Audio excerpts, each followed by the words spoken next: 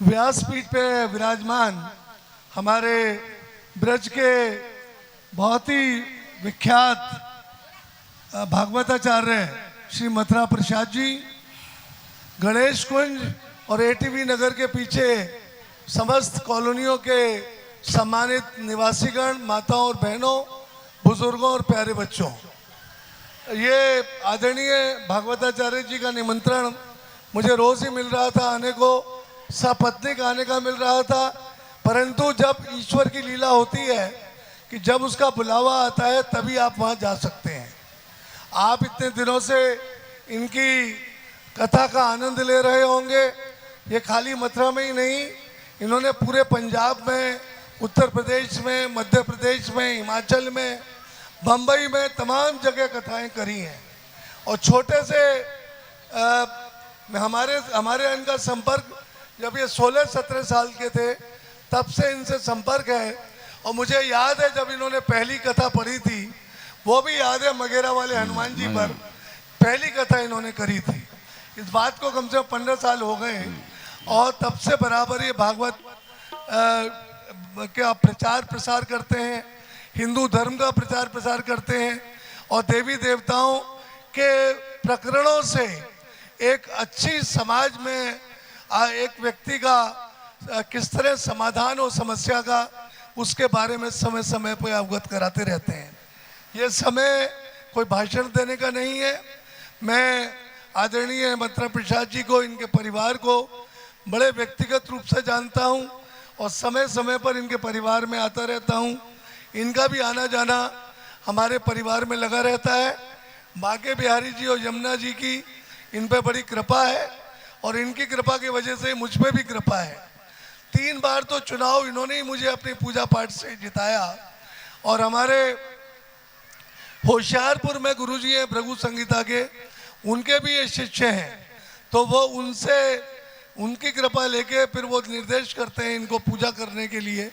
और फिर जब इनकी पूजा होती है तो समझ लीजिए जीत सुनिश्चित होती है। यदि ये किसी मथुरा प्रसाद जी किसी संकल्प को ले लेते हैं और पूजा में जुट जाते हैं तो वो मनोकामना अवश्य ही पूरी होती है। इस बात को मैं और मेरी पत्नी कई बार टेस्ट कर चुके हैं कि इनकी पूजा में कितना दम है।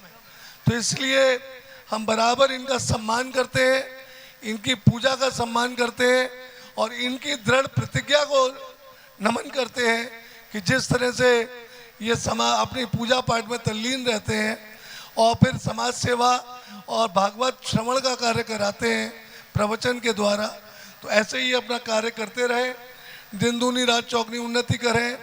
अभी तो मुझे बड़ा अच्छा लगा कि इन्होंने अपने निवास स्थान के पास ही इनको जजमान मिल गए और वो ये कथा करा रहे हैं। क्योंकि कहा जाता है घर का जोगी जोगना और आऊं गाँव का सिद्ध, तो उन्होंने उल्टा करके दिखा दिया कि घर का जोगी जोगना नहीं है, वो यहाँ का भी सिद्ध है, बारी बार का सिद्ध नहीं है। तो मुझे अच्छा लगा जब पता लगा कि ये गणेश कुंज में कथा कर रहे हैं। तो जब घर वालों को भी पता होना चाहिए कि दलदल में भी कमल का फूल खिलता है, तो आप ही के पड़ोस में, आप ही के घर के इतने बड़े कथावाचक आपके बीच में हैं और आपके बगल में ही रहते हैं, तो आप बड़ा अच्छा कार्य कर रहे हैं कि इनके प्रवचनों को सुन रहे हैं, इनके भागवत की इनके बातों को सुन रहे हैं, दृष्टांतों को सुन रहे हैं। मैं समझता हूँ कि इस तरह का कार्य करके ये अपने घर को ही अच्छा कर रहे हैं। यहाँ तमाम माता बहनें बैठी हैं, मैं जानता हूँ कि स्त्री शक्ति में बहुत शक्ति होती है, देवी तुल्य होती हैं आप लोग, और आप ही लोगों से प्रेरणा मिलती है समाज को, घर को। घर में अच्छे संस्कार महिलाएं देती हैं और बच्चे महिलाओं के संस्कारों से ही आगे बढ़ते हैं और अच्छे देश के सुसंस्कृत व्यक्ति बनते हैं।